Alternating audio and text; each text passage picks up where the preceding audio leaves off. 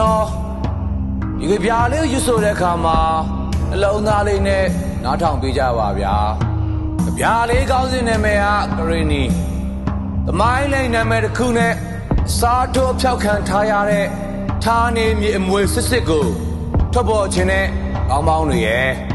ရေသွေးပြည့်လှဆောင်ချက်တွေနဲ့ဖော်ထုတ်ခြင်းနဲ့လူငယ်အုပ်ဆောင်ခေါင်းဆောင်တွေရဲ့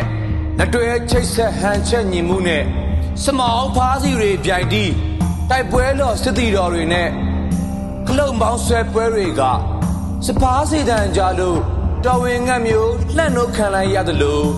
ဖိုမပေါင်းစည်းခြင်းရဲ့အလစ်အဟုန်အရှိန်မျိုးနဲ့လက်တက်လို့တိုက်ပွဲတွေဖြိုခွင်းသားမွေးပြီးတော်လန်ရေးအတွက်ပေးဆက်အနေရင်တာလီချိုးရေတွက်ခံလိုက်ရတဲ့အသက်ဓာတ်တွေနဲ့အတူမိခင်တွေရဲ့နှလုံးသားအတန်အသက်မသေးဖြတ်တောက်ခံလိုက်ရတဲ့ခြေလက်အင်္ဂါတွေကတက်သေးထူရန်သူစစ်တလင်းကာစီဖန်တီခံလိုက်ရတဲ့ကျေးရွာလုံးကျွတ်ထွက်ပြေးလိုက်ရတဲ့ဆစ်ရှာအန်ဂျိအားခဲရုံထနေခြင်းမှာတနေ့ဆိုတဲ့မျောလင်းချက်ကြီးမားမားနောက်ွယ်ကနှခါပြန်မတော်လန်ရလေအောင်ဖယ်ရယ်လန်စစ်ကိုလမ်းပြလွတ်မြောက်သွားအောင်ဖောက်ပြသွားပါ